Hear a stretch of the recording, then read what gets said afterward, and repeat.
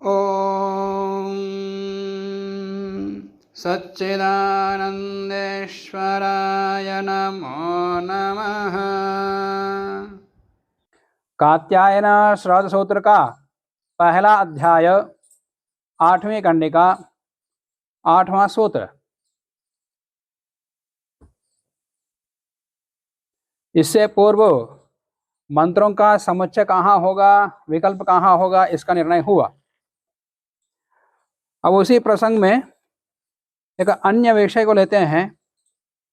अग्निमंथन काले होत्रा पठनीयाः बहवः मंत्राः आम्नाताः क्रियमाणानुवादिनः अभित्वा देव इत्यादिस्त्रयोदशो।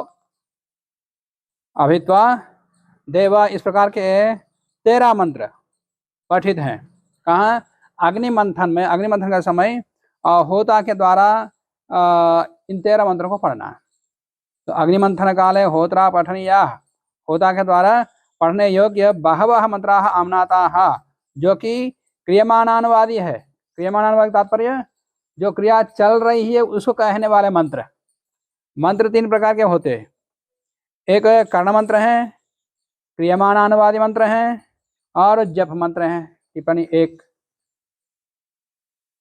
मंत्रास्त्रिविधा कर्णमंत्राः क्रियमाणानुवादिनः जप मंत्राश्च। यम मंत्रम पूर्वम उच्चार्य मंत्रांते कर्म क्रियते ते कर्णमंत्राः। मंत्र पहले उच्चारण कर लिया और मंत्र के अंत में क्रिया शुरू कर दिया, ये कर्णमंत्र कहलाते, मंत्र कहलाते। जो पहले आया था मंत्रांत ही कर्म आदि, मंत्र के अंतिम से कर्म के आदि का संयोग करना चाहिए, ऐसा आया था। तो उस प्रकार के जो मंत्र हैं वो कर्ण मंत्र कहलाते। और क्रियमाण काले एव यह पठ्यते, क्रिया चलते समय ही जो मंत्र पढ़ा जाता है साथ साथ उनको क्रियानुवादी मंत्र कहते हैं, क्रियमाणानुवादी मंत्र कहते हैं। और जब कुछ जप मंत्र हैं जो उपांश बोले जाते हैं, उपांश अलग है। अदृष्टार्थम कर्म काले पठनीयाः मंत्राः जप मंत्राः। अदृष्ट के लिए कर्म काल में पढ़ने योग्य जो मंत्र हैं उनको जप मंत्र कहते हैं। और भी मंत्र विभाग है, यहाँ एक दृष्टि से 3 विभाग बता दिया, अन्य प्रसंग में बता दूंगा। तो यहाँ पर अग्निमंथन काल में 13 मंत्रों का पाठ करने का उल्लेख आया होता के द्वारा। एवं उसी प्रकार से अग्नि प्रणयनादावपि प्रादेवं देव्याधिया इत्याद्या अष्टऋचः आम्नाताः। अग्नि प्रणयन के समय प्रादेवं देव्याधिया इत्यादि 8 ऋचाओं का पाठ किया हुआ है। एवं ऐसा ही आधान मंत्राः अपि, जब आधान करते हैं गार्हपत्य से लेकर के आह्वनी और दक्षिणाग्नि का आधान करते हैं, तो आधान मंत्र भी वो भूर्भुवः स्वः इत्याम्नाता है। ये 3 महाव्याहृति पठित हैं, आम्नात हैं। किस मंत्र से आधान करते हो?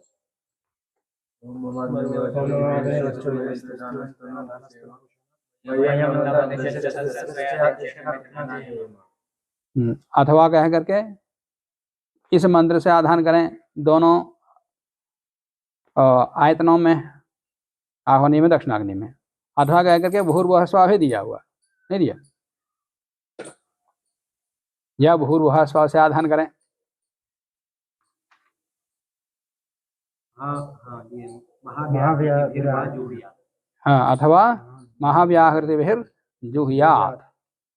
तो भूर्भुवः स्वः इन 3 महाव्याहृतियों से भी कर सकते। तो वहां 3 दिया है, तो एक व्याहृति बोलना है, 3 बोलना है, ये तीनों को बोलना है। भाई ये संदेह उत्पन्न कर रहे हैं। अभी भूर्भुवः स्वः इत्याम्नातः तत्र सत्स्वपि बहुषु मंत्रेषु। इस प्रकार से एक कर्म में बहुत सारे मंत्रों का पाठ विधान करने से बहुषु मंत्रेषु यः कश्चित् एकः मंत्रः विकल्पेन पठनीयः उत सर्वे मंत्राः। उनमें से कोई, माने एक क्रिया करने के लिए बहुत सारे मंत्रों का विधान किया हो, उनमें से एक मंत्र को पढ़ें या सबको मंत्र पढ़ना, सारे मंत्रों को पढ़ना है।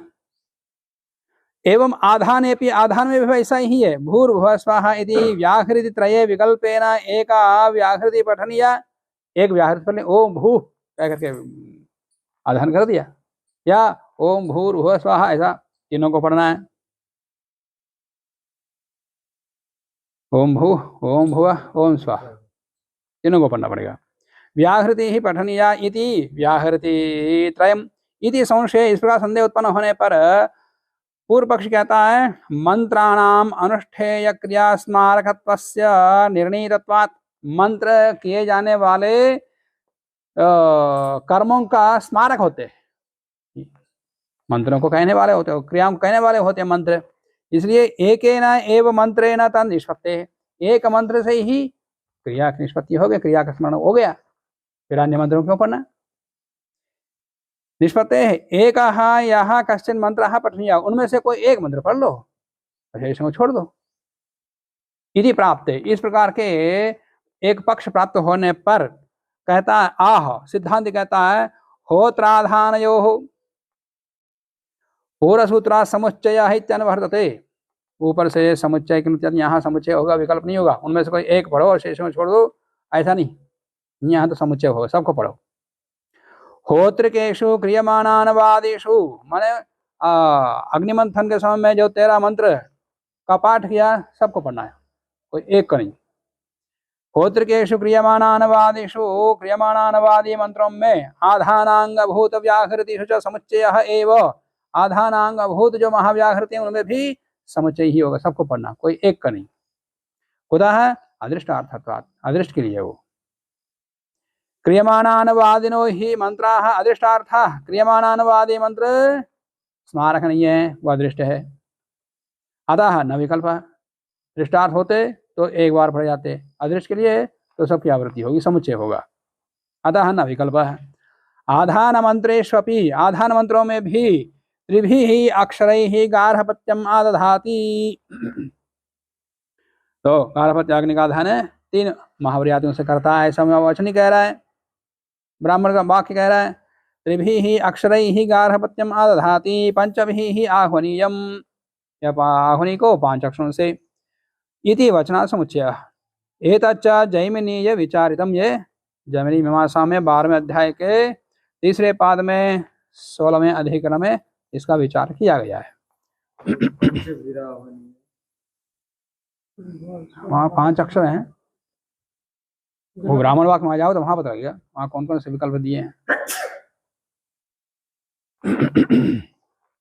3 अक्षरों से या 5 अक्षरों से, 3 अक्षर तो महाव्याज, तो वहाँ वो ब्राह्मण वाक्य वहाँ खोलेंगे तो वहां पता लगेगा, मैंने वहाँ मूल देखा ही नहीं, तो 5 अक्षरों से किसका ग्रहण कर रहे हैं वहां तो पता लगेगा। यहाँ इतना ही है कि समुच्चय लेना, एक ही से बोलना तो फिर वहां 3 से 5 से विधान नहीं आता ना वाक्य में, यहाँ इतना वाक्य ले लो, शेष वो कौन से मंत्र है वहां जाएंगे पता लगता। तैत्तरीय ब्राह्मण में भी है और शतपथ ब्राह्मण में भी है।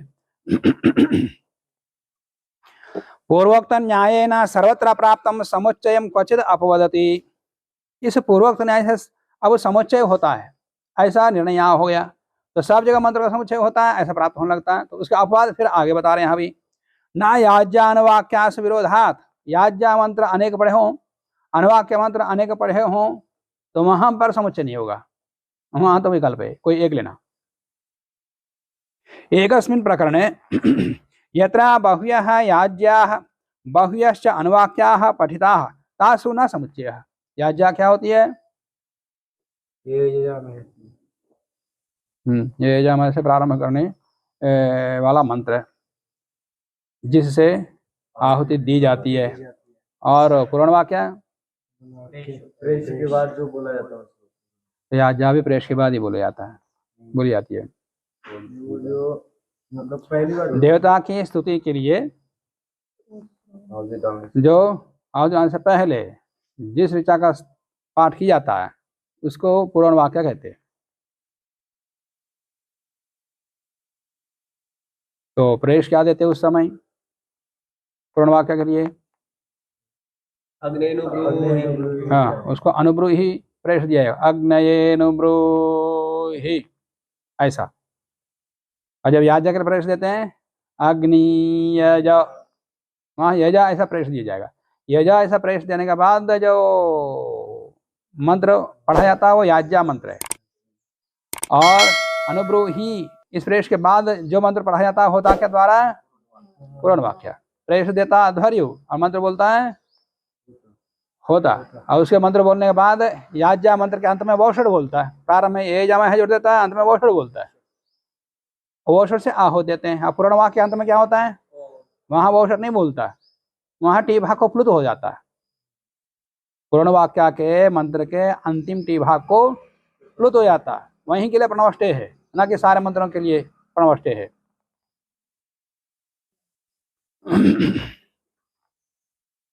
प्रणवष्टे का अगला सूत्र क्या है, वहां तो याज्ञा आचार्य ने स्वयं कहा है। याज्ञा मंत्र क्या होता है ये पता नहीं, तो वहां सूत्र का पता नहीं लगेगा। याज्ञांत में प्लुत होता कहा है। इस मतलब पहले वाला वाक्य प्रणवष्टे है, पूर्ण वाक्य के लिए शब्द प्रवनिंग किया।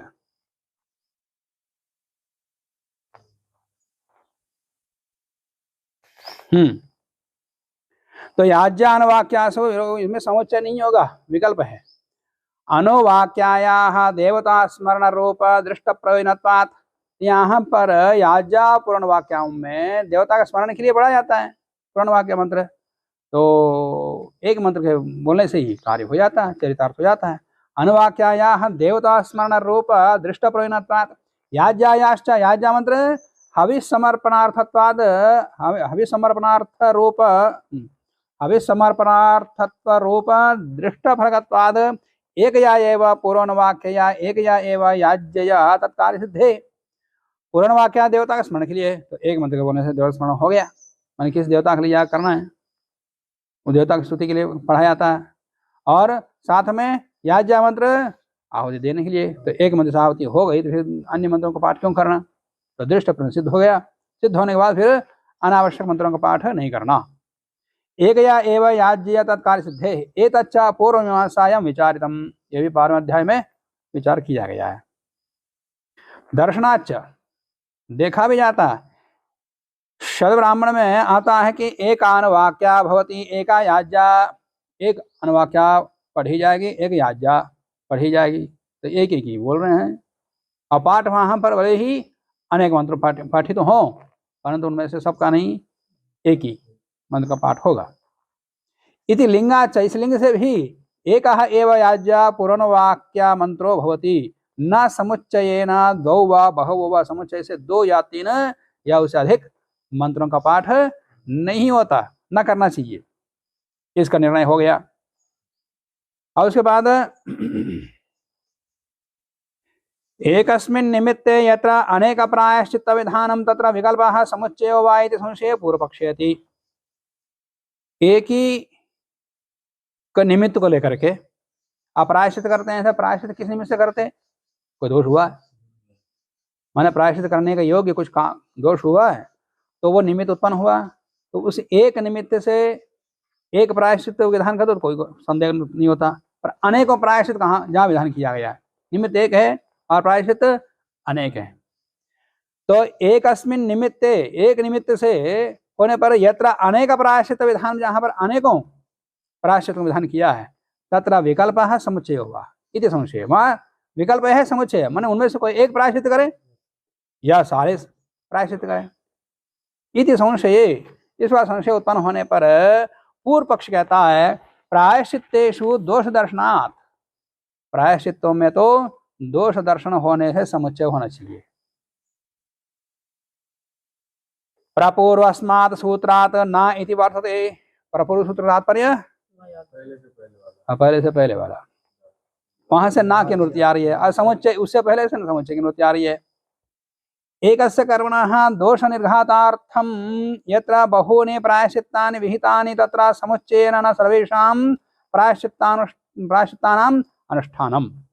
एकस्य कर्मणः, एक कर्म के दोष के निर्घात के लिए, दोष के निवारण के लिए, यत्र बहूनि प्रायश्चित्तानि विहितानि, जहां पर बहुत सारे प्रायश्चित्तों का विधान किया हो, तो तत्र समुच्चयेन न सर्वेषां प्रायश्चित्तानाम अनुष्ठान, समुच्चय से सबका अनुष्ठान नहीं करना चाहिए, किंतु विकल्पेन यस्य कस्यचित् एकस्य प्रायश्चित्तस्य अनुष्ठान, उनमें से कोई एक प्रायश्चित कर दो, सभी करने की आवश्यकता नहीं है, ऐसे पूर्व पक्ष कह रहा है। उन्हें विकल्प है, समुच्चय नहीं है। किंतु विकल्पेन यस्य कस्यचित्, उनमें से कोई एक प्रायश्चित का अनुष्ठान कर दो। कुतः है? एकेनापि प्रायश्चित्तेन दोषनाशात्, दोष के नाश के लिए ही तो प्रायश्चित विधान किया जाता है। एक प्रायश्चित कर दिया, दोष नाश हो गया, तो फिर अन्य प्रायश्चित क्यों करना, करने की आवश्यकता नहीं है। इसलिए एक ही प्रायश्चित करो। एकेनापि प्रायश्चित्तेन दोष नाशात् अतः विकल्पः, ऐसा कहा। तो वहाँ पे एक दोष के लिए जो वहाँ पे अनेक कहा हुआ है, तो उसी दोष के लिए कई सारे प्रायश्चित करने का विधान है। तो जब कई सारे हो गए तो करना ही चाहिए सारे। अब वही तो निर्णय हो रहा। पूर्व पक्ष ने क्या कहा? एक कर लिया, फिर छोड़ दो। अब सिद्धांत बोलेगा, क्या बोलेगा देख लो। पूर्व पक्षी था, पहले बोले पूर्व पक्षी बोल रहा है।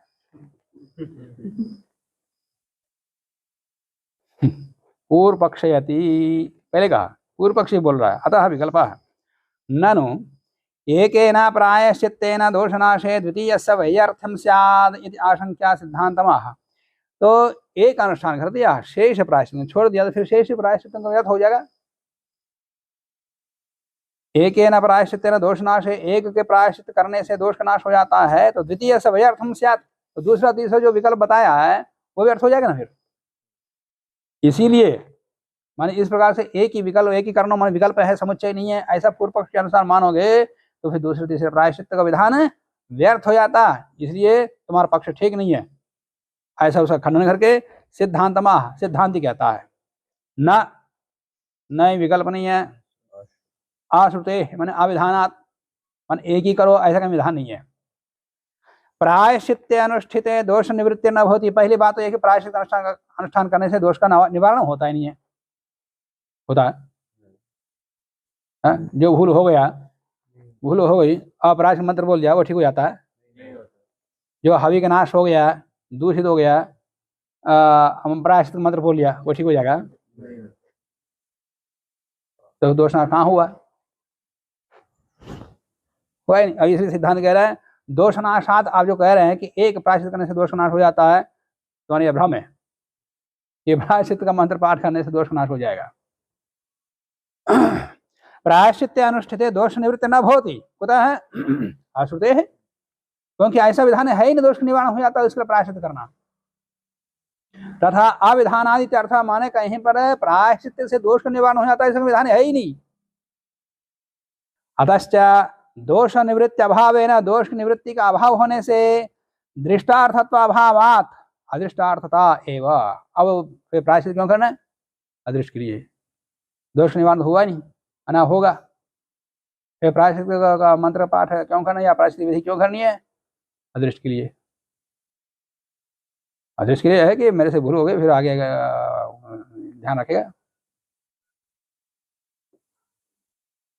जैसे पीछे आया था, जंगल में जाते समय कुछ क्रूर पशु दिखाई दे, कुछ हो जाए, तो मंत्र पाठ करो तो कुछ धैर्य मिलेगा।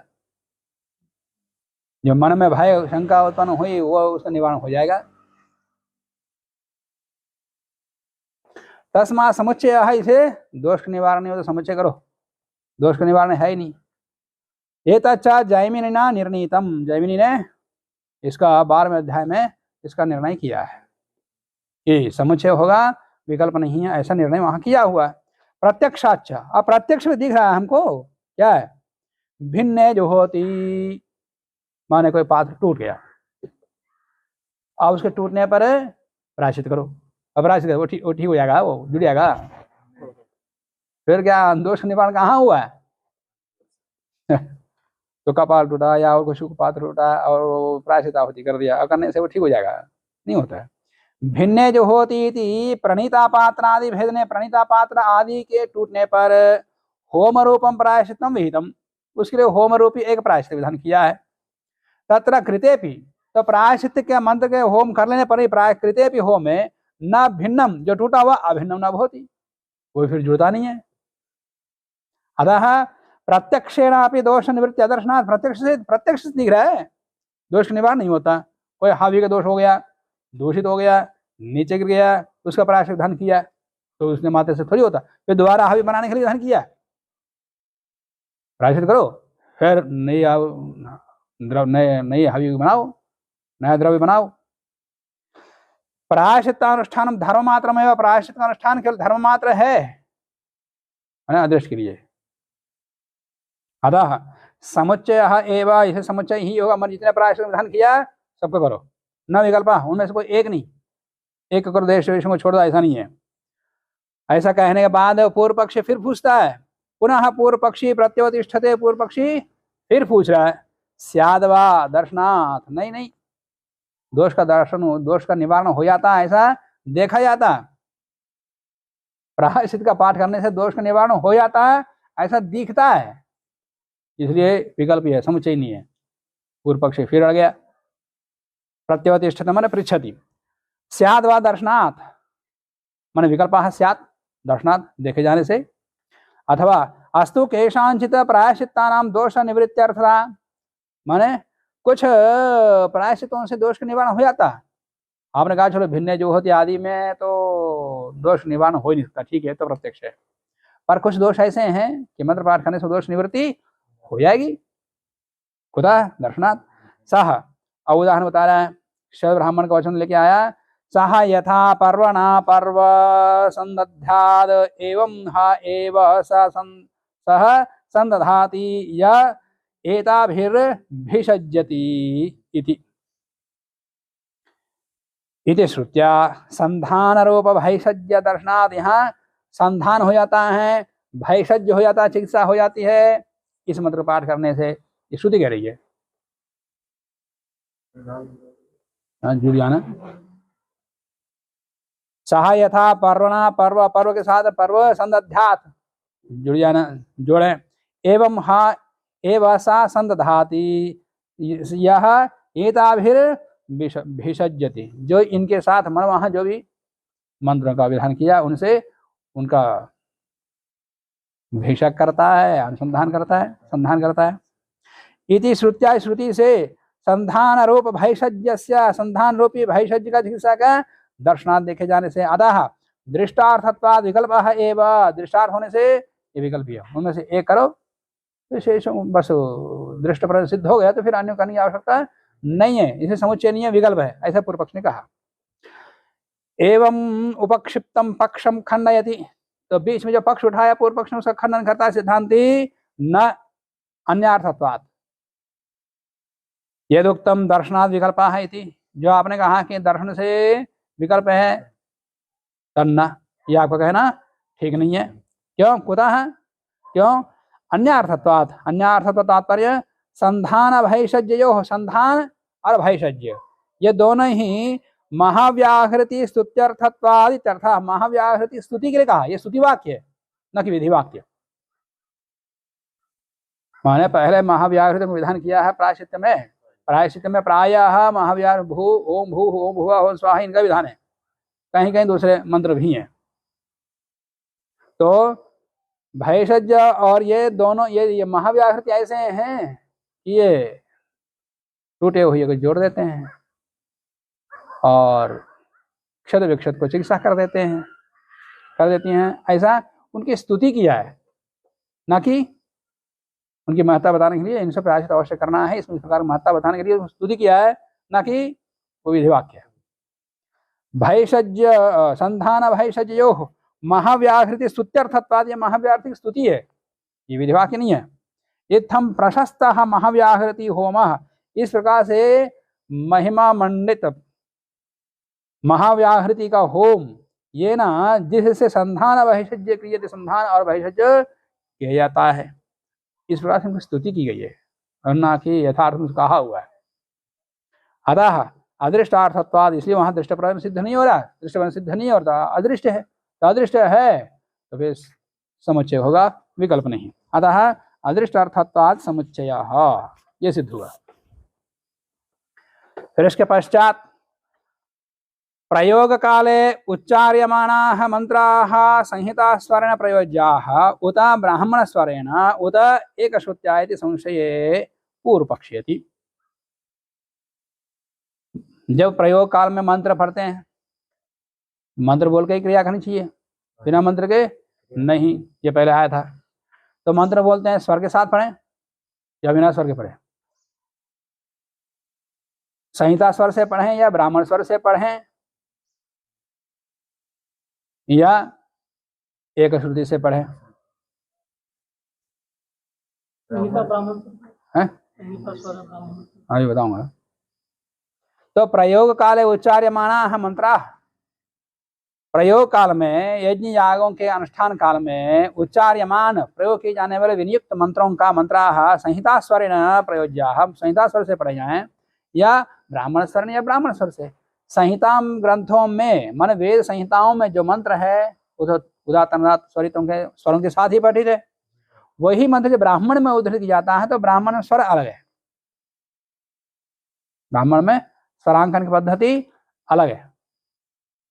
तो ब्राह्मण में जो स्वर विधान पद्धति स्वरांकन किया हुआ वहां से, वहां के स्वर से पढ़ें या संहिता स्वर से पढ़ें या बिना स्वर के एक श्रुति से पढ़ें, कौन सा अच्छा है? तो वो तो हाँ, एक श्रुतिया है, एक श्रुति अच्छी है। हाँ, अभी मैं बताऊंगा एक श्रुति मतलब क्या होता है। एक स्वर से मतलब एक स्वर उदात्त आदि रहे, उदात्त अनुदात्त रहे,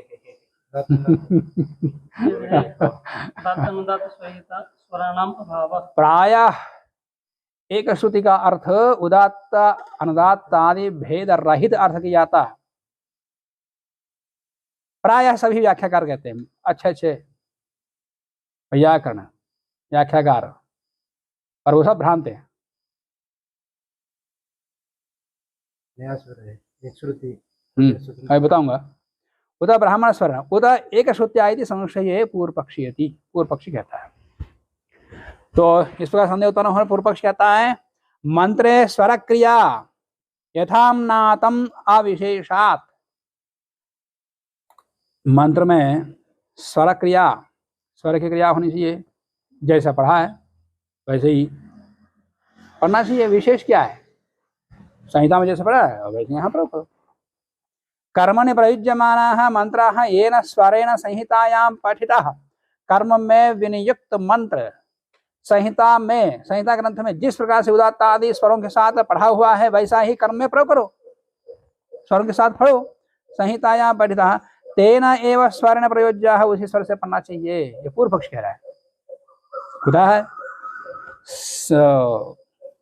स्वरांतरस्य विशेषेण उपदेशाभावात्, मन कर्मक में प्रयुक्त होने पर यहाँ पर ऐसा बोलना, ऐसा कोई स्वरांतर विधान है नहीं है, इस स्वर के साथ पढ़ो।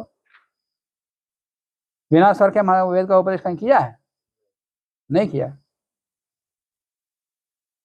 द्वितीय पूर्व पक्ष में, एक पूर्व पक्ष ने कहा कि जैसे संहिता स्वर ने पढ़ा है, जैसे संहिता ग्रंथों में उदात्त अनुदात्त स्वरांकन किया हुआ वैसा ही पढ़ो, एक पूर्व पक्षी। दूसरा पूर्व पक्षी कहता है कि नहीं, भाषिक स्वरो वा उपपन्ना मंत्रोपदेशात, भाषिक स्वर माने ब्राह्मण स्वर, भाषिक स्वर को, ब्राह्मण स्वर को भाषिक स्वर कहते हैं। ब्राह्मण ग्रंथों में भिन्न, जैसे वे शव ब्राह्मण देखोगे न वहाँ उदात्त है न स्वरित है, केवल उदात्त का निर्देश किया जाता है, वो भी नीचे अनुदात्त का चिन्ह लगा करके। कैसे माया? जहां पर उदात्त है उस उदात्त को अंकित करते हैं अनुदात्त का चिन्ह लगा करके। तो शव ब्राह्मण उठाकर जहां भी अनुदात्त का चिन्ह दिखाएगा उसको अनुदात्त नहीं समझना, उदात्त समझना। समझे? कहीं कहीं पर स्वरित से बताया उदात्त को। ये श्रीमान जी का वैदिक वाङ्मय में स्वरांकन विधि वो लेख है, उसको पढ़ लेना, किस किस संहिता में, किस किस ब्राह्मण में किस किस प्रकार का स्वरांकन विधि है, पता लगेगा। और यहाँ पर मान लिया शव ब्राह्मण में उदात्त का ही दिखाया केवल अनुदात्त के चिन्ह से, ऐसे मात्र स्वर है थोड़ी हुआ। उदात्त मुख्य स्वर दिखा रहे हैं, शेष अनुदात्त स्वरित एक श्रुति आदि सब व्याकरण समझ लेता है।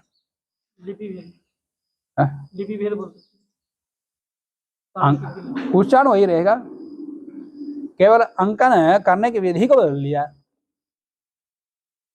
ऐसे ही अन्य ब्राह्मणों में है, अन्य संहिताओं में है। तो स्वरांकन उच्चार सबका एक ही जैसा रहेगा। संहिता स्वर में अलग है, ब्राह्मण स्वर में अलग है, ऐसा मान करके कर रहे हैं ये। मान लिया यजुर्वेद का मंत्र शब्द ब्राह्मण में आया है तो वहां पर स्वर बदलेगा। इन्होंने स्वरांकन करने का वैसा पद्धति कठिन होने से उदात्त भी करो, उदात्त को चिन्ह होता ही नहीं, अनुदात्त को तो बताओ, स्वरित लगा दो, तो एक को छोड़ दो, इत्यादि बहुत सारा करना पड़ता है। जहां जहां उदात्त है वहां पर चिन्ह लगाते गए, अनुदात्त चिन्ह लगाते गए। अशेष उससे पहले वर्णन रहा तो उसके बाद स्वरित, फिर उसके बाद एक श्रुति, सब वही आकर समझ लेता है। तो गतार्थ से सारे चिन्ह लगाने की आवश्यकता ही नहीं, ये समझ करके लगा दिया। ये लोग क्या समझ रहे हैं, ये ब्राह्मण स्वर अलग है और संहिता स्वर अलग है, ये और ब्रह्म हो गया, ये दूसरा पक्ष उठ गया। उच्चारण वही रहेगा, जो संहिता स्वर का है वही ब्राह्मण स्वर का है, केवल स्वरांकन विधि बदल दिया, स्वर नहीं बदला। न स्वर बदल सकते, क्या शब्द का स्वर बदल सकता क्या? किसी शब्द में कोई उदात्त, एक अक्षर उदात्त है, वो वही शब्द ब्राह्मण में जाकर के वो कोई अनुदात्त बनेगा? मन में ये आ रहा कि मंत्र का स्वर तो नित्य है, ये मतलब कैसे है? मंत्र नित्य है तो केवल लिपि बदल दिया, चिन्ह बदल दिया। चिन्ह बदल देने मात्र से स्वर का उच्चारण नहीं बदलता है, उच्चारण नहीं रहेगा। किसी भी संहिता में बोलो, हाँ, साम में जाने पर उसकी विधि अलग हो जाती है। वो तो गाना है, गान है तो गान के लिए उदात्त अनुदात्त स्वरित का उच्चारण अलग है, और साथ में वहां 7 स्वर भी चलते हैं, ऋषभ गांधार आदि। हाँ। तो भाष्य का स्वरो व उपपन्न मंत्रोपदेशात्, क्योंकि वहां पर वैसा ही पाठ किया है। ये मंत्र स्वर को अलग मानते हुए कर रहे हैं, ये भी गलत है। अथवा प्रयोग काले ब्राह्मण स्वर्ण मंत्रा प्रयोज्या न संहिता स्वर्ण, ये स्वरांकन भेद हुआ है, उच्चारण एक ही रहेगा, इसको याद रखना। उच्चारण रहेगा तो फिर ये 2 पक्ष है ही नहीं, एक ही पक्ष है। स्वर के साथ बोलो बस। कुतः संहिता स्वरेण युक्तस्य मंत्रस्य पुनर् ब्राह्मण स्वर्ण स्वरांतरोपदेशात्, मंत्र पाठ में संहिता स्वर में स्वर उपदेश किया है, फिर ब्राह्मण में दूसरा स्वर का उपदेश किया है, तो क्यों? ये प्रयोग काल में प्रयोग करने के लिए। तो कर्मकांड का उपदेश ब्राह्मण ग्रंथ में है, तो प्रयोग काल में भिन्न स्वर से बोलना है, इसलिए स्वरांतर का विधान किया ब्राह्मणकार ने। ऐसा ही समझ लिया, ऐसा है ही नहीं। स्वर का चिन्ह बदल लिया, स्वर का उच्चारण वही रहेगा। किसी भी वैयाकरण जानता है, अब कोई शब्द आ जाते हैं तो आ जाती रहेगा, मध्य जाती रहेगा, कहीं भी ले जाओ।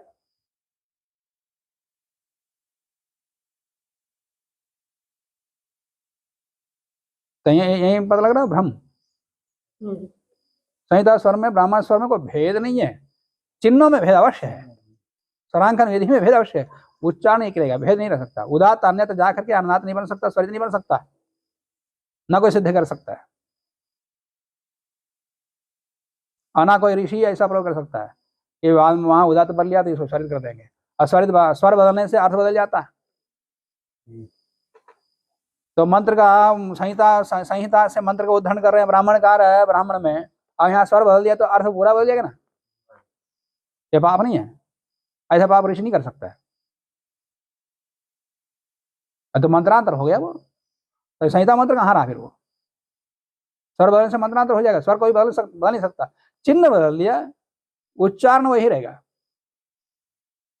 अतः न संहिता स्वर छंदोगा बहुरिचाश्चैव तथा वाजसनैनः उच्च नीचास्तरं प्राहुः सा वै भाषिक उच्यते। शबरभाष्य मीमांसा शबरभाष्य में ये उनका छंदोगा माने सामवेदी, बहुरिचा ऋग्वेदी, और वासनैनः यजुर्वेदी, वे लोग उच्च नीच तरम प्राहु, कोई उच्च स्तर से, कोई नीच स्तर से, कोई और उच्च स्तर से मंत्रों का उच्चारण करते हैं। प्राहु सा वही भाषिका उच्चते, ये भाषिक स्वर कहते हैं, ये शावर भाष्य ने कहा। एवं प्राप्त सिद्धांत थी, इस प्रकार के 2 पक्ष प्राप्त होने पर, 2 पक्ष एक ही पक्ष है, उनका सार यही है, दोनों पक्षों का स्वर के साथ पढ़ो, चाहे संहिता में हो चाहे ब्राह्मण में हो, स्वर एक ही रहेगा, स्वरांकन भले अलग हो, क्योंकि स्वर का उच्चारण का विषय है, न कि लिपि का विषय।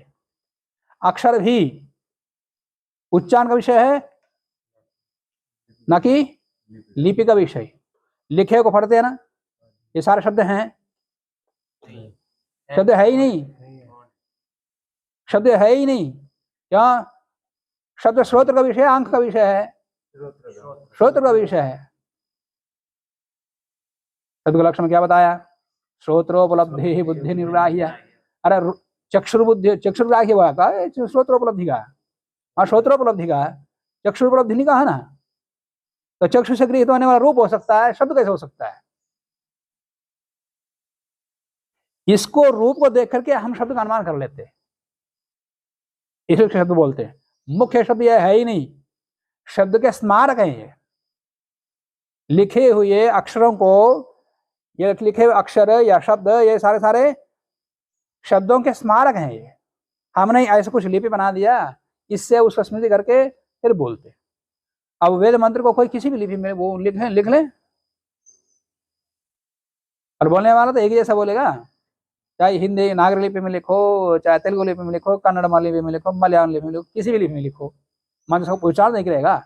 तो शब्द उच्चारण का विषय है, श्रोत्र का विषय है, न कि चक्षु का विषय है। तो शब्द चक्षु का विषय है ही नहीं, लिपि का विषय है ही नहीं, तो स्वरांकन कैसे लिपि का विषय हो गया? स्वरांकन या नीचे चिन्ह लगा दिया, ऊपर चिन्ह लगा दिया, इसके बदले से स्वर भेद कैसे हो जाता है?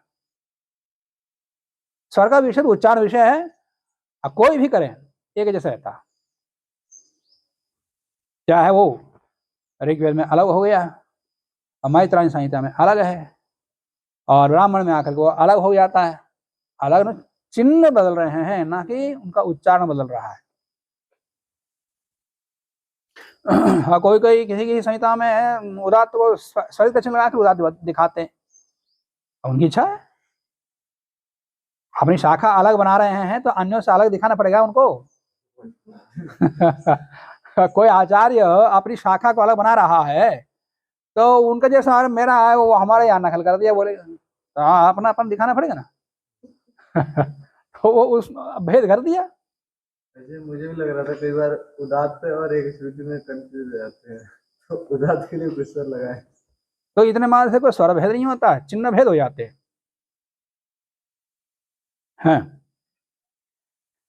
तो एवं प्राप्त सिद्धांत यति, इस प्रकार के पूर्व पक्ष प्राप्त होने पर, माने स्वर के साथ मंत्र का उच्चारण करना चाहिए यज्ञ में, ऐसा पूर्व पक्ष के कहने पर सिद्धांति कहता है। और सिद्धांत क्या बोलेगा? पूर्व पक्ष ने कहा कि स्वर के साथ पढ़ना है, सिद्धांत में स्वर के साथ नहीं पढ़ना है। ये तो आएगा अर्थ। पूर्व पक्षी ने, एक पूर्व पक्षी मानो चाहे दो पूर्व पक्षी मानो, उन लोगों ने कहा कि स्वर के साथ पढ़ो, चाहे मंत्र संहिता स्वर प्रयोग करो, या भाष्य ब्राह्मण स्वर का प्रयोग करो, स्वर के साथ पढ़ो। पूर्व पक्ष ने कहा तो सिद्धांत क्या फिर क्या आएगा? उसका खंडन करेगा तो स्वर के साथ ना पढ़ो, ऐसा उल्टा अर्थ आता है। तब वही समझ लेते हैं लोग। अब देखो सिद्धांत क्या, तान होवा नित्यत्वात्, मंत्र नित्य होने से तान स्वर से बोलना चाहिए। तान स्वर तात्पर्य एक श्रुति से बोलना चाहिए। एक श्रुति का है पर्यायवाची है तान। वा शब्द पूर्व पक्ष व्यावर्तक, वा शब्द पूर्व पक्ष को हटा देता है, निवारक है। ताना माना, अब इसका तान का अर्थ है एक श्रुति। क्या है? एक श्रुति। एक श्रुति का अर्थ क्या कर रहे हैं? उदात्तादि स्वर रहित एक श्रुति ही एवं मंत्राणाम स्वर भवति, मंत्रों का स्वर तान स्वर होगा, एक श्रुति होगा। और एक श्रुति का अर्थ क्या कर रहे हैं? उदात्तादि स्वर रहित। अनेकों आचार्यों ने, अनेकों व्याख्याकारों ने ऐसा अर्थ किया है, चाहे व्याकरण ग्रंथ हो, चाहे इस प्रकार के कर्मकांड के ग्रंथों में हो, प्रायः यही अर्थ किया, पर ऐसा है ही नहीं। मैं अभी बताऊंगा। उदात्तादि स्वर रहिता, एक श्रुति उदात्तादि स्वर रहित नहीं है, वो भी एक स्वर है,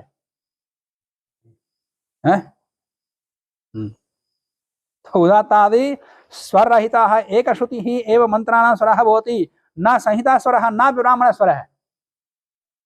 अब गलत समझ लिया, गलत व्याख्या कर दिया। कुतः नित्यत्वात्, जैसे यहाँ लिखा मैं वैसे पढ़ूंगा, फिर बात बताऊंगा। नित्यत्वात् माने वर्ण स्वरूप मात्र उच्चारण विचारण अविनाभूत भूतत्वादि अर्थ है। माने वर्ण का स्वरूप स्वरूप मात्र उच्चारण उच्चारण विषय है। स्वरांतर से अनित्य, स्वरांतर अनित्य है। माने कहीं पर कहीं कोई स्वर प्रयोग कर रहे हैं किसी में ब्राह्मण में जाकर के और कोई स्वर का विधान कर रहे हैं, और वही मंत्र अन्य शाखाओं में जाकर के मैत्रेयी संहिता आदि में अन्य शाखाओं में जाकर के स्वर और बदलता जा रहा है। तो स्वर अनित्य है, वहां जो मंत्र है वो नित्य है। अब बिना स्वर कोई शब्द रहेगा असंभव। यहां तक भी पाणिनि के व्याकरण से बताता है, सामान्य लौकिक भाषा में भी स्वर के साथ भाषा चलती थी, आज भी है। चाहे हिंदी बोलो, चाहे तेलुगु बोलो, कुछ भी भाषा बोलो, स्वर तो रहता है। स्वर से भी अर्थ निकलता है। किसी अर्थ को निकालने के लिए ध्वनियां भी होती हैं। और स्वर रहित तो बोलोगे साम शांति रेधि बोलते ना, असा शांति मतलब जो शांति, अंतरिक्ष शांति आदि आदि जो बोला है ना, सा शांति माँ मतलब मुझे, वहां अनुदात बोलना पड़ेगा। साम शांति रेधि, माँ मतलब वहां अनुदात है। अनुदात कैसे हो गया माँ को? माम के स्थान पर माँ आदेश हो गया। किस सूत्र से अनुदात हुआ? वो माँ आदेश किस सूत्र से हुआ? में वो अनुदात सर्वपादादो की जा रही है, पूरे स्थान पर हो जाता है वो अनुदात हो जाता है। कामा एक वचन है तो वहां माँ आदेश हो गया, वो अनुदात हो जाता है। माम के स्थान पर हुआ आदेश, माँ आदेश जो है, माम के स्थान पर हुआ आदेश जो माँ है वो अनुदात वाला है। तो वो अनुदात वाला माँ बोलोगे तो क्या हो जाएगा? माम मुझे अर्थ निकलेगा। सा माँ शांति रेधि, वो शांति मुझे मिले या मुझे प्राप्त हो, मिले नहीं, रेधि मतलब प्राप्त हो, अर्थ धातु का रूप है। अब उसको उदात्त बोलो, सा माँ शांति रेधि, उदात्त बोलो तो माँ का अर्थ क्या निकलेगा? निषेध। निपाता उदात्ता भवन्ति, एक निपात माँ भी है, तो निपाता उदात्ता भवन्ति से वो निषेध आएगा। माँ पठा, माँ लिखा, माँ गच्छ, तो माँ वहां पर निपात है, वो उदात्त वाला है। यहाँ उदात्त उच्चारण को तो निषेध, माने जो भी पृथ्वी शांति, अंतरिक्ष शांति, जो शांति है ना, मुझे नहीं चाहिए। ये परमात्मा से प्रार्थना करेंगे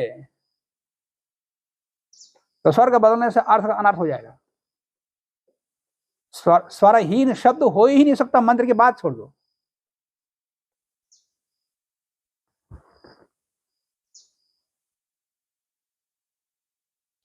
हाँ, और जहां तक एक श्रुति का है, अभी मैं बताऊंगा।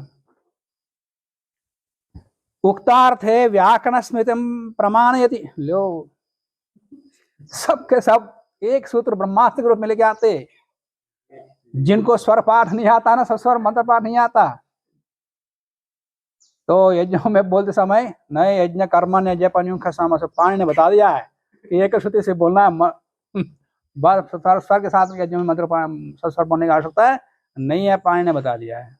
यज्ञ कर्मणि अजपन्युख, जपन्युख छोड़ करके यज्ञ कर्म में सारे मंत्रों को एक श्रुति से पढ़ो। एक श्रुति का मतलब इन लोगों ने क्या समझा? व्याख्या कर्म लिखा है उदात्तादि रहित, उदात्तादि भेद रहित लिखा है, माने उदात्त अनुदात्त भेद नहीं होना चाहिए। सबके सब व्याख्या करने से लिखा है, तो इसलिए ब्रह्मास्त्र मिल गया, प्रमाण मिल गया। अब वही प्रमाण यहाँ लेके आ रहे हैं। पाणिनि ने कहा है कि एक श्रुति से पढ़ना, एक श्रुति से पढ़ने का कहा है। पाणिनि ने ये कहा है कि उदात्तादि रहित से बोलना, ये व्याख्या कर बोल रहे हैं। इतना भ्रम कैसे होता है ये सारे लोग? अरे बताऊंगा। उदात्तादि रहित बोलना व्याख्याकारों ने लिखा है, पाणिनि ने कहा एक श्रुति से बोलने कहा। यज्ञ कर्म में एक श्रुति होती क्या है? अब उसका असली अर्थ को मैं समझाऊंगा अभी। लोगों ने क्या समझा है? उदात्त अनुदात्त भेद रहित। कोई भी इसको प्रमाण को प्रस्तुत करने वाला है, उदात्त और अनुदात्त भेद रहित उच्चारण करके दिखा दें कोई, यह मेरी प्रतिज्ञा है। बोलते क्या है? विश्वानि देव सविता दुरितानि पारा, बोल रहे ही नहीं बोल रहे हैं। बेढंग उदात्त अनाथ बोल करके उसको एक श्रुति बोलते हैं। जैसा स्वाभाविक से उदात्त अनाथ उच्च नीच करते हैं वो एक श्रुति है क्या? भूर्भुवः स्वः तत्सवितुर्वरेण्यं भर्गो दे, अब क्या बोलते पता नहीं। तो बेढंग उदात्त अनाथ उच्चारण कर रहे हैं पर स्वभाव तो जैसे निकल रहा है वैसे बोल रहे हैं, तो ये एक श्रुति कहाँ है ही नहीं। अब उसको व्यवस्थित बोल ही रहे उदात्त अनाथ, तो उसको व्यवस्थित रूप से बोल, वही स्वर पाठ है। जय स्वभावतः भेड़ंग जैसा वो स्वभावतः निकल रहा है उदात्त अनाथ, वो एक श्रुति नहीं है। स्वस्वरी बोल रहे हो पर बेढंग स्वर बोल रहे हो, और उसी को एक व्यवस्थित रूप से जैसा वहां स्वरांकन है वैसा बोलो स्वस्वर पाठ को। तो एक श्रुति पाठ कर रहे हैं जिसको बोलो स्वस्वरी बोल रहे हो पर बेढंग बोल रहे हो, और उसको व्यवस्थित सीख लो, उसको स्वर हो जाता है। तो जो बोलते हैं और एक श्रुति को के लिए प्रमाण देते हैं वो एक श्रुति है ही नहीं। उदात्त अनाथ रहित मतलब स्वर रहित, ठीक है मान लिया इन लोगों के अनुसार स्वर रहित है, एक श्रुति स्वर रहित है मान भी लिया, तो स्वर रहित कौन बोल रहा है? कोई बोल के दिखाए। स्वर के साथ बोलना आसान है, उदात्त अनाथ के साथ बोलना आसान है, पर उदात्त अनाथ रहित बोलना ज्यादा कठिन है। इस प्रकार से तो असंभव ही हो जाएगा। असंभव नहीं है, संभव है। हाँ कठिन है बोल रहा हूँ, असंभव नहीं बोल रहा हूँ। एक श्रुति बोलना कठिन है, उदात्त अनाथ के साथ बोलना आसान है। सिखाते सब जब हम सिखाते हैं तो उदात्त अनाथ के साथ आराम से सिखा सकते, और सीखने वाले आराम से पकड़ लेता है, पर एक श्रुति से बोलने वाला है जहाँ एक श्रुति वहां विशेष प्रयास कराना पड़ता है। सहनावतु सहनौ भुनक्तु सह वीर्यं करवावहै, 4-5 अक्षर आ गया ना, तो एक श्रुति से आ गया, तो वहां सिखाना पड़ता कि वहां पर स्वरित के बाद जिस स्वरित को बोले उसी स्वरित के ध्वनि में एक श्रुति को बोलना।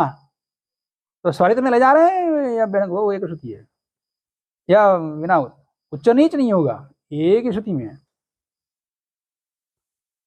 तो वही व्याकरण का प्रमाण को ये भी लेके आ रहे हैं पाणिनि को। एक श्रुति दूरा समुद्धो यज्ञ कर्मणि, यज्ञ कर्म में एक श्रुति, दूरा समुद्धि में भी एक श्रुति, सुब्रह्मण्य साम जप न्यूख यजमान वर्जम, माने सुब्रह्मण्य आह्वान, साम जप न्यूख और यजमान के प्रयोग को छोड़कर ये लोग स्वर, ये इतने में स्वर बोल सकते हैं, इनको छोड़कर सब जगह एक श्रुति। न्यूख क्या होता है नीचे टिप्पणी में दिया है, उसको पढ़ लेना। यज्ञ कर्मण्य जप न्यूख सामसु, अष्टादश सूत्र में भी आया न्यूख। न्यूख होता क्या है? सोमयाग का एक गान है। सोमयाग में गान बोलो तो वो उद्गाता का सामवेदियों का हो जाता है। सुब्रह्मण्य सामवेदियों का गान है, सुब्रह्मण्य वहां कहा है ना, यज्ञ कर्मण्य जप न्यूख सामसु, वहां सुब्रह्मण्य, यहाँ सुब्रह्मण्य है, पर न्यूख ऋग्वेदी का है। सोमयाग में प्रातरानवाक में अनेकों मंत्रों का पाठ करता है होता, तो वहां कुछ मंत्र हैं, वहां पर क्या होता है पहले अक्षर को छोड़कर मंत्र को अर्धभाग कर देते हैं। 4 पाद होते हैं, पाद नहीं अर्धभाग, मंत्रार्ध, पूर्वार्ध उत्तरार्ध, 2 भाग है। तो पूर्वार्ध के पहले अक्षर को छोड़ करके दूसरे अक्षर को प्लुत उदात्त करेगा, प्लुत उदात्त बोलेगा, चाहे वहां हो ना हो, प्लुत हो ना हो, प्लुत बोलेगा, ठीक है। पहले अक्षर वहां लिखा हुआ है, पहले दूसरी वाली टिप्पणी में पहले अक्षर को छोड़ करके दूसरे अक्षर को क्या करेगा प्लुत उदात्त बोलेगा। फिर उसके बाद 5 अर्ध ओकार बढ़ेगा, फिर उसके बाद 1 प्लुत ओकार पड़ेगा, फिर उसके बाद 5 अर्ध ओकार पड़ेगा, फिर उसके बाद 1 प्लुत ओकार पड़ेगा, फिर उसके बाद 3 अर्ध ओकार पड़ेगा, फिर उसका मंत्र पड़ेगा। जैसे दूसरा अर्धार चाहता फिर वैसे का वैसे ही दूसरे स्वर को प्लुत उदात्त, फिर 5 अर्ध ओकार, और फिर प्लुत ओकार, फिर पांच अर्ध ओकार, फिर एक प्लुत ओकार, फिर 3 अर्ध ओकार पढ़ लेता है। फिर मंत्रांत में भी प्लुत आ जाता है, यही वहां दिया है। जैसे ओम आपो ओ ओ ओ ओ ओ ओ ओ ओ ओ ओ ओ रेवती क्षयाथाहि वस्वाकृतं च भद्रं बिभ्रतामृतं च रायो ओ ओ ओ ओ ओ ओ ओ ओ ओ स्था स्वापत्यस्य पत्नी सरस्वती तग्रणते वयोधामापो। यह मंत्र आता है, यह है न्यूंख। तो अर्ध ओकार यहाँ गए, संध्याक्षरम ह्रस्वान संति बोल रहे हैं यहाँ, वो वेद के लिए है। हाँ। तो दूराद आह्वाने, दूर से आह्वान बोलने में वहां तो स्वर लगाएगा, एक श्रुति होगी। सुब्रमण्य निगद साम जप न्योंख यजमान भिन्ना है, ये मंत्र है। इनको छोड़ करके जो भिन्न बचे हुए मंत्र हैं, यज्ञ कर्म ने प्रयुज्यन्ते, जो यज्ञ कर्म में प्रयुक्त किए जाते हैं, तेषु च एक श्रुति स्वर स्यात्, वहां पर एक श्रुति का स्वर होगा। एतच्च जैमिन न निर्धारितम, ये जैमिनी ने निर्धारित किया। जैमिनी की व्याख्या करने किया है। अब मैं मुख्य विषय पर आता हूं। एक श्रुति शब्द में एक का क्या अर्थ होता है? प्रूफ देखने वाले मेरे लेख को पढ़े होंगे, इसी के लिए लिखा उदात्त आदि स्वरों का स्वभाव और उच्चारण का प्रकार, एक लेख है। अभी नहीं पढ़ा शायद, अभी नहीं है। हाँ, इससे पहले भी एक स्वर एक लेख है उदात्त आदि स्वरों के विषय में, ये दूसरा लेख है। तो एक श्रुति में एक जो शब्द है, एक श्रुति के लिए पर्यायवाची आते हैं प्रचय, एक श्रुति, उच्च श्रुति, उदात्त श्रुति, उदात्त सम, एक स्वर, तान स्वर, प्रचित, प्रच, निश्चित आदि इतने पर्यायवाची हैं एक श्रुति के लिए। यहाँ तान प्रयोग किया, यहाँ पर तान स्वर प्रयोग किया, कहीं प्रचय आता है, कहीं एक श्रुति आदि। एक श्रुति में एक अर्थ क्या होता है? श्रुति मतलब श्रवण, एक मतलब हाँ, वो अर्थ समझ करके उदात्त आदि रहित कर बोल दिया। एक मतलब प्रधान, क्या है? प्रधान। समुदाय में, झुंड में प्रधान एक ही होता है, यानी प्रधान होते हैं। हाँ, प्रधान मतलब एक ही होता है। कोई भी समुदाय है उसमें प्रधान एक ही, मुखिया को एक ही, गांव का मुखिया एक ही होता है। तो मुखिया मुख्य एक होता है, इसलिए एक शब्द मुख्य अर्थ में भी आता है, प्रधान अर्थ में भी आता है। एक मतलब वो प्रधान। तीनों स्वरों में मुख्य कौन है? उदात्त मुख्य है। तो यहाँ पर एक शब्द, एक श्रुति में जो एक शब्द है वो मुख्य अर्थ में है, प्रधान अर्थ में। एक श्रुति मतलब उदात्त श्रुति, क्या है? उदात्त। इसलिए इसका पर्यायवाची रूप में उदात्त श्रुति आता है। एक श्रुति के लिए उच्च श्रुति, उदात्त श्रुति, उदात्त सम, ऐसा पर्यायवाची आते हैं। इन पर्यायवाचियों से पता लग रहा है कि ये उदात्त के रूप में उच्चारण किया जाता है, इसका स्वर रहित नहीं है। और एक श्रुति का उच्चारण उदात्त के समान करने का विधान भी है, ये प्रादिशाख्यों में है।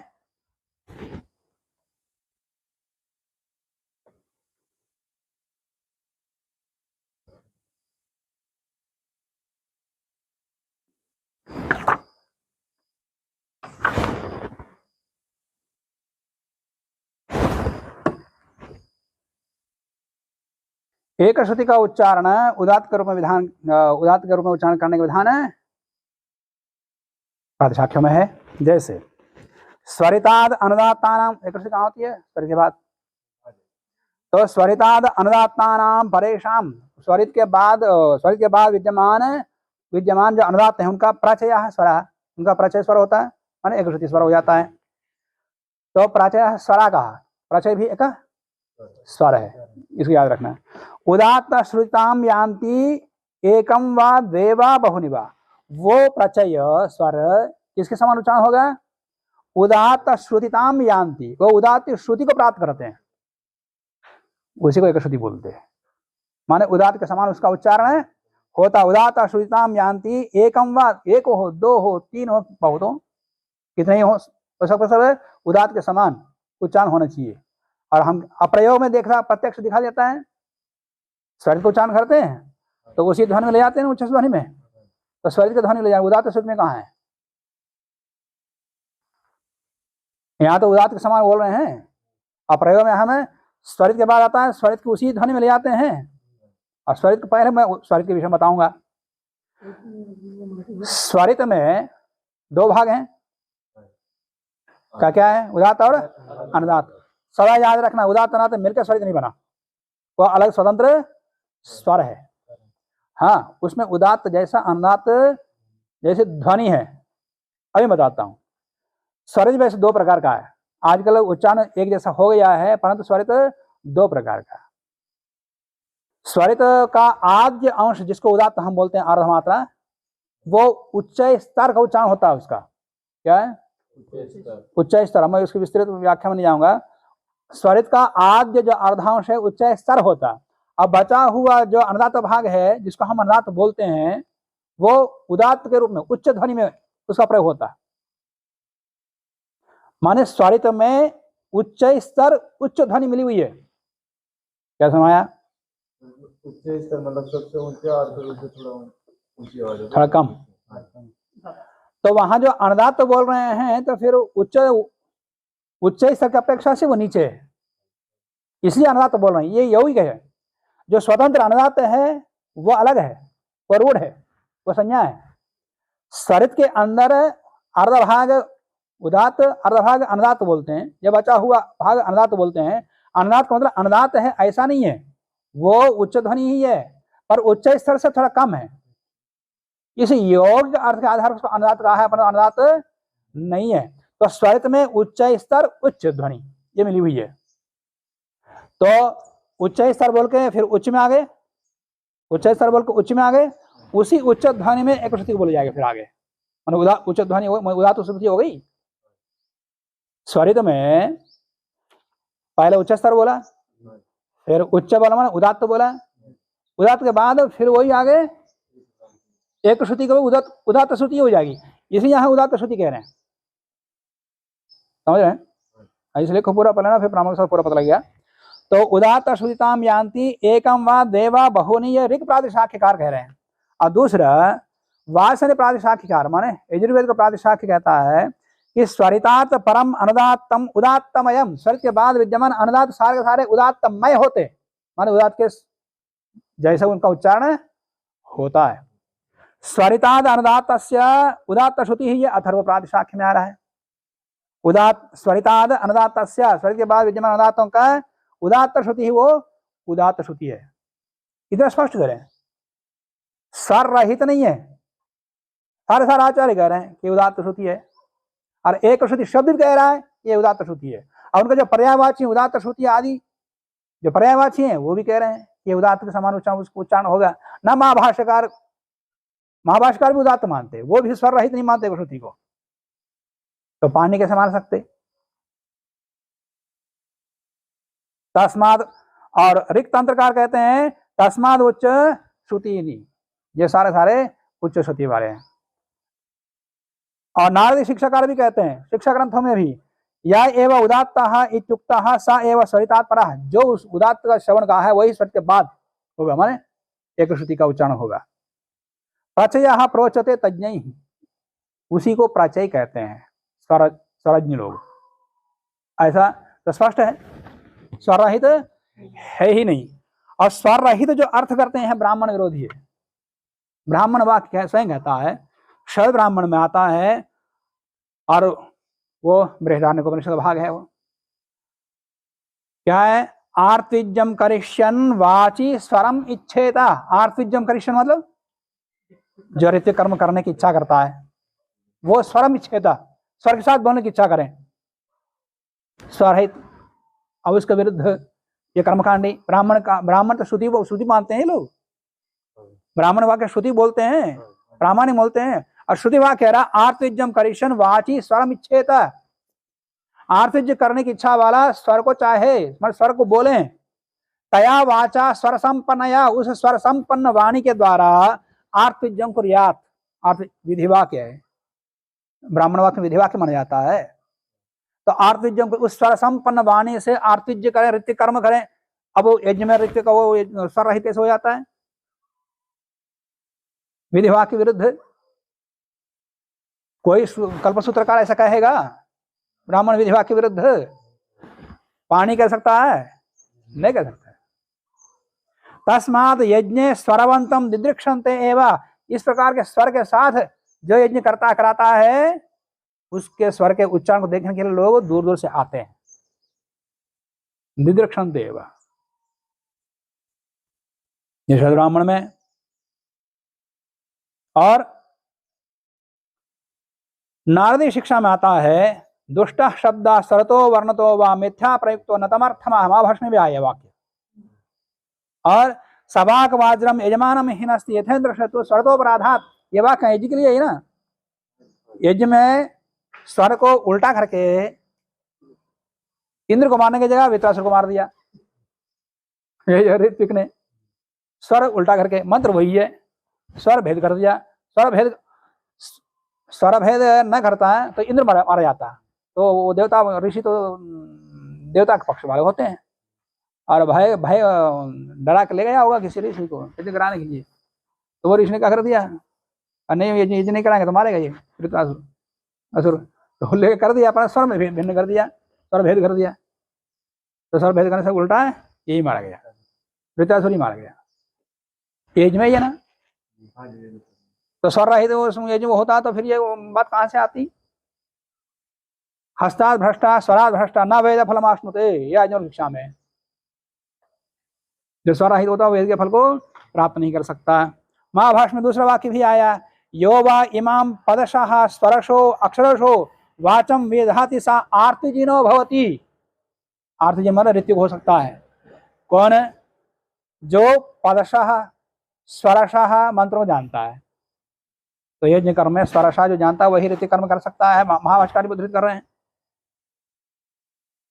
तो स्वर रहित प्रत्यय का अर्थ कहां से निकाले लोग? एक। दूसरा, महाभाष्यकार स्वर कितने मानते? 7 प्रकार के स्वर मानते हैं। पाणिनि भी मानते।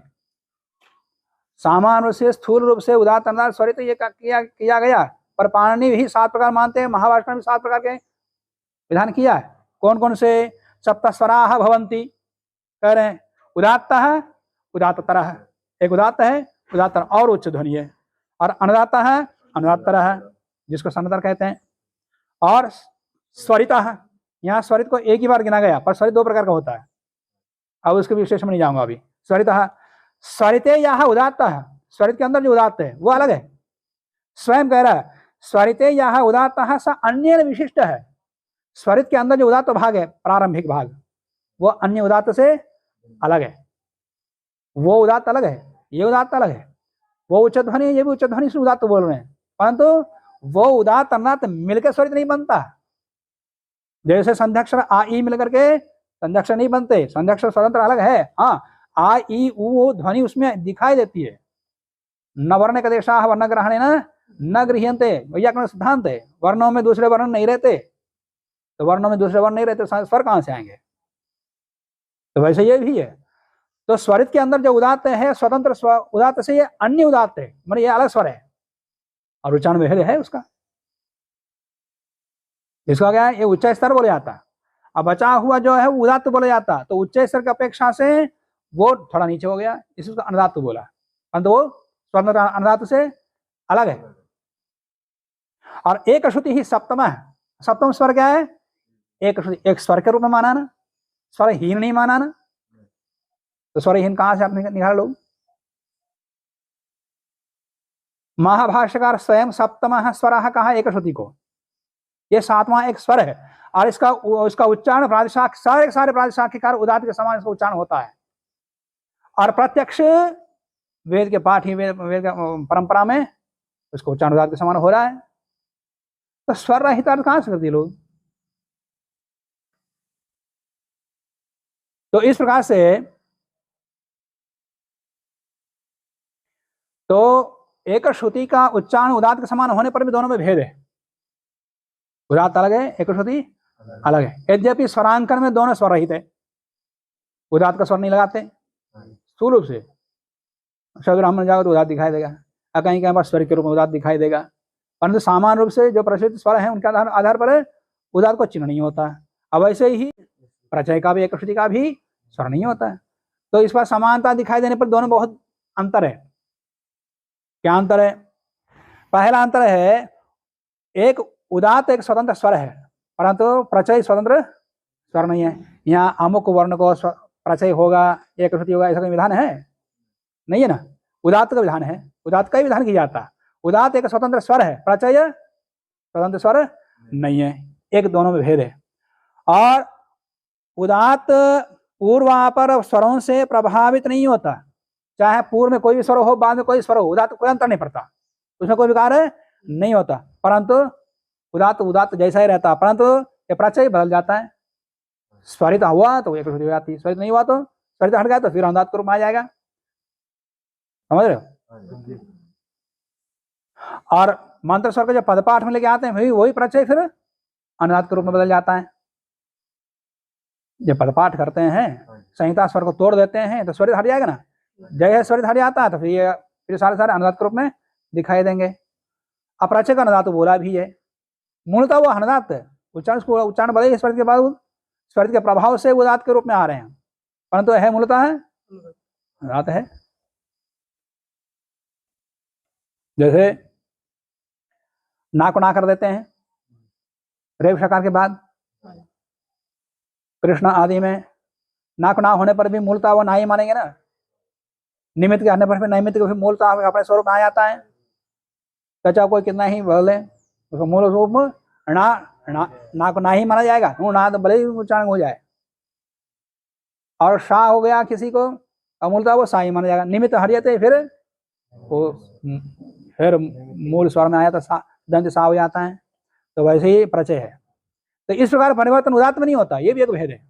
उदात्त किसी प्रकार से भेद नहीं होता, अपने उसका मूल रूप उदात्ती ही है, और प्रचय का उदात्त मूल रूप नहीं है, वो स्वरित के प्रभाव से उच्चारण उदात्त के रूप में उच्चारण हो रहा है उसका है। उदात्त एक पद में ही होता, एक पद में एक अक्षर में ही होता है, और प्रचय एक श्रुति अनेकों वर्ण में हो सकता है, यह भी एक भेद है। उदात्त कभी अनुदात्त के रूप में नहीं बदलता, परंतु प्रचय एक श्रुति बदल जाती है। और उदात्त के बाद उदात्त आ जाए, उदात्त के बाद स्वरित आ जाए तो कोई भी परिवर्तन नहीं होता, परंतु प्रचय एक श्रुति के बाद उदात्त आ जाए या स्वरित आ जाए तो क्या हो जाता है, वो सन्नतर हो जाता है, अनुदात्तर हो जाता है। इस प्रकार का प्रभाव उदात्त में नहीं दिखाती। इस प्रकार के अनेकों भेद हैं।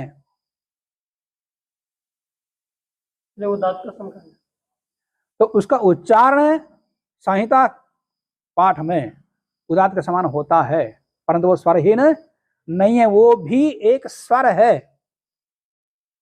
और केवल उदात्त तो बोलना, पूरे मंत्र केवल उदात्त की श्रुति में बोलना ये ज्यादा कठिन है। उदात्त अनुदात्त बोल करके जब लंबा कहीं पर अक्षर एक साथ है, एक श्रुति आ जाती है तो वहां पर सीखने वालों को, सिखाने वालों को कठिन हो जाता है। अब पूरे का पूरा मंत्र उदात्त के रूप में बोलो तो ज्यादा अभ्यास करना पड़ता है। तो यज्ञ के कर्म में एक श्रुति से बोलने का तात्पर्य केवल उदात्त में बोलना, स्वरहीन नहीं है। इस पर हमको हटा दें। कोई भी आचार्य नहीं माना, ब्राह्मण ग्रंथों में यज्ञों में स्वर के साथ बोलने का विधान है, और एक श्रुति का विधान आचार्य पाणि ने किया है, सूत्रकारों ने किया है। एक श्रुति का अर्थ है उदात्त के रूप में बोलना। अच्छा, यज्ञ कर्मण जपन्युख समास का अगला सूत्र क्या है? क्या अर्थ इसका? उच्च स्तर में वषटकारा है। यज्ञ कर्म में वषटकार को उच्च स्तर बोलना। ये स्वर रहित बोल रहे हो तो उच्च स्तर कैसा आएगा वषट को? वषटकार तो वषट मतलब वौषट, यज्ञों में प्रयुक्त होने वाले, मंत्र के अंत में प्रयुक्त होने वाला शब्द है। जब वहां एक श्रुति से बोलना है तो स्वर आया ही कहां से, फिर इसको और उच्च स्तर बोलना है। इसका तात्पर्य क्या हुआ? पूरा मंत्र उच्च ही बोलना और वषट को उच्च स्तर बोलना, वो विकल्प करके।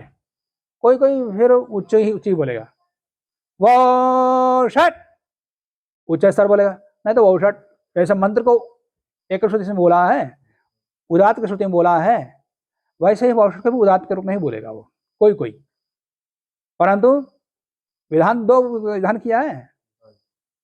और साथ में उसी सूत्र की व्याख्या करते हुए महाभाष्यकार लिखते हैं, वहां प्रश्न भी उठाया, याद रख लें, किम एयम एक श्रुति ही उदात्तो उदात्ता आहोस्वित अनुदात्ता।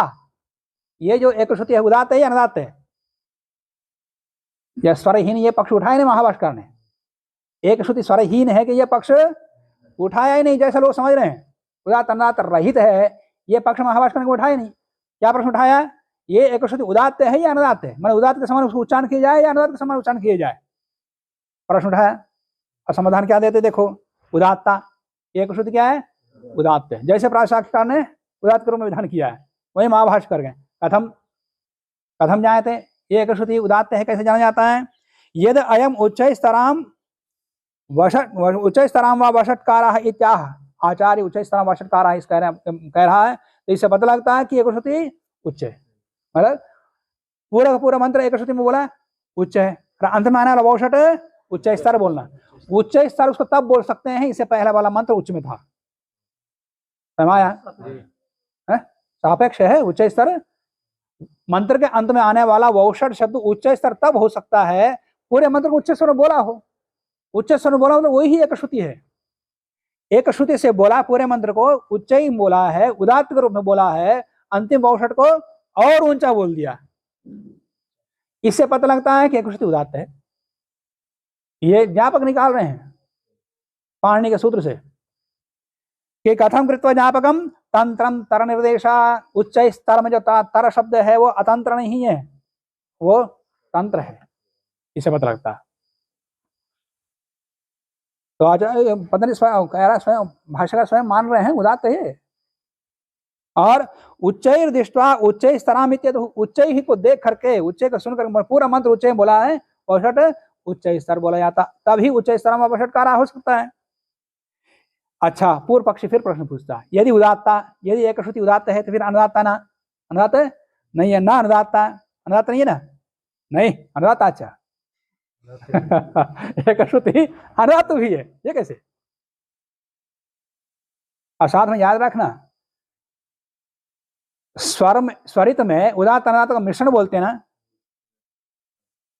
दोनों परस्पर विरुद्ध है, उच्च ध्वनि नीच ध्वनि, दोनों का मिश्रण का भी संभव है एक ही जगह, तो कैसे मिश्रण समझते लोग? उदात्त अनुदात्तों का सम्मेलन से ही स्वरित उत्पन्न होता है। अरे मिश्रण समान स्वभाव का होता है, दो परस्पर को मिलाए तो फिर न्यूट्रल हो जाता, फिर उच्च ध्वनि नीच ध्वनि को कैसे मिलाओगे? मिलकर फिर कोई नई ध्वनि दिखाओ। दोनों परस्पर विरुद्ध ध्वनियां एक साथ मिलकर के उच्चारण हो ही नहीं सकता, और जबकि स्वरित में दोनों हैं। इसका मतलब क्या है? स्वरित में जो अनुदात्त है वो स्वतंत्र अनुदात्त संज्ञा रूढ़ अनुदात्त है, वो अलग है। यहाँ जो अनुदात्त है वो अलग है। अनुदात्त मतलब उदात्त ही है, वो समझ गया? उच्च स्तर उच्च है, उच्च स्तर की अपेक्षा से थोड़ा नीचे होने का अनुदात्त बोला उसको, परंतु स्वतंत्र अनुदात्त नहीं है, वो यही का अनुदात्त है। तो एक श्रुति अनुदात्ता कथम जानते, ये कैसे जाना गया? ये कैसे पता लगा कि एक श्रुति अनुदात्त भी है? यद अयम उदात्त स्वरित पर सन्नतरः कहा आचार्य। एक श्रुति चल रही है, स्वरित के बाद एक श्रुति हो गई, अंत में कोई उदात्त आया, कोई स्वरित आया तो सन्नतर हो गया। वो सन्नतर का वो ये सारा सन्न था, वो सन्नतर हो गया, मैंने सारा अनुदात्त था, सारा एक श्रुति अनुदात्त थी तो वो अनुदात्तर हो गया। तो उदात्त स्वरित पर सन्नतर इत्याह कथम कृत्वा ज्ञापकम, कैसे ज्ञापक निकला? तंत्रम तर निर्देश, यहाँ भी तर निर्देश तंत्र है। सन्नम दृष्ट्वा सन्नतरा ही चेत भवति। तो एक यहाँ पर एक श्रुति को महाभाष्यकार ने तो उदात्त माना तो अनुदात्त माना, तो अनुदात्त वहां के लिए माना है जो अनुदात्तर है, उसके सापेक्ष में उसको अनुदात्त माना, और उच्चारण में तो उदात्त ही होता है। सर रहित तो कहीं सिद्ध नहीं होता। एक श्रुति जो है सर रहित है, ये किसी भी आचार्य के वचन से सिद्ध नहीं होता, व्याख्याकार को छोड़ करके, भ्रमित व्याख्याओं को छोड़ करके किसी भी आचार्य के वचन से सिद्ध नहीं होता। तो एक श्रुति का तात्पर्य क्या हुआ? उदात्त का सही सा बोलना। वहां उदात्त ना तो उच्च नीच ध्वनि नहीं होगा, केवल उच्च ध्वनि होगी। तो एक श्रुति तात्पर्य उदात्त, एक मतलब उदात्त, श्रुति मतलब उदात्त जैसा श्रवण। तो उदात्त जैसा श्रवण, उदात्त जैसा उच्चारण करने पर उदात्त नहीं है। उदात्त से एक श्रुति अलग है, मैंने भेद बताया। उदात्त एक स्वतंत्र स्वर है, परंतु एक श्रुति स्वतंत्र स्वर नहीं है, पराश्रित है। वो पराश्रित नहीं है, वो स्वतंत्र है। तो दोनों के बीच में भेद बता दिया। एक श्रुति उदात्त के समान, उदात्त जैसा उच्चारण करने पर भी उदात्त से अलग है। इसलिए प्राचय एक श्रुति ही सप्तम, एक श्रुति का सप्तम स्वर माना भाष्यकार ने। और प्रातिशाख्य में प्राय सभी प्रातिशाख्यकारों ने इस उदात्त के समान उच्चारण करने का विधान किया है। उदात्त अनुदात्त भेद रहित का तात्पर्य उच्च नीच ध्वनि नहीं होगी। विश्वानि देव सभेतद्रेतानि परासुवा, इसका भेद नहीं होगा, केवल उदात्त जैसा बोलो। हाँ, अब यज्ञ कर्मण या पुण्यों समस्या आचार्य ने एक श्रुति विधान किया, कर्म सूत्रकार में एक श्रुति विधान किया है। आप बेढंग उदात्त बेढंग स्वर बोलो, ये नहीं होता। बेढंग स्वर बोलना जैसा मन में आता है, जैसा जीव में आता है, वैसा उदात्त अनात्त बोलते उसको एक श्रुति बोलना, ये सर्वथा अशास्त्रीय अभ्रम की स्थिति है। और किस किस व्याख्या करने प्राय एक श्रुति का आचार्य एक श्रुति का अर्थ उभय कर्ण रहित, प्रातिशाख्य व्याख्याकार भी वैसे किए। उभय कर्ण रहित प्रचय, उभय कर्ण समावेश जन्य स्वरित, ये तैतृय प्रातिशाख्य की व्याख्याकार लिख रहे हैं लोग। और काशिकाकार लिखते हैं स्वराणाम उदात्तादीनाम अविभागः भेद तिरोधानात्। अब भेद तिरोधान का मतलब स्वर रहित नहीं है, उच्च नीच भेद रहित नहीं रहेगा, एक उदात्त जैसा बोलना। व्याख्याकार गलत समझ रहे हैं, या तो उस व्याख्या का अर्थ हम गलत समझ रहे हैं। क्षीरोदकवद उदात्तानुदात्तयोर भेद तिरोधानम एक श्रुति इत्यर्थः, ये प्रदीपकार लिख रहे हैं। स्वरिते तु विभागेन तयोर उपलब्धि, स्वरित में तो उदात्त अनात्त का भेद दिखता है, परंतु एक श्रुति में नहीं दिखता है। तो इस प्रकार के प्रायः उदात्त अनुदात्त भेद रहित अर्थ समझने से स्वर रहित अर्थ नहीं निकलता, ये भी एक स्वर है। तो इस बात को विस्तृत रूप से लेख में लिखा हूं। और वैसा अर्थ करेंगे ब्राह्मणकार स्वयं करा के आर्तिजम करिष्यन् वाचि स्वरमिच्छेता तया वाचा स्वर संपन्नया आर्तिजम कुर्यात्, इस विभाग के विरुद्ध होगा यदि स्वर रहित अर्थ कोई करता है तो।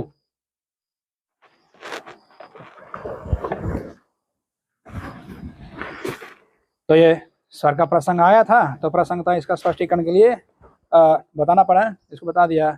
शेष विषय को अगली कक्षा में देखेंगे। आगे प्रसंग यही समाप्त करते हैं। ओम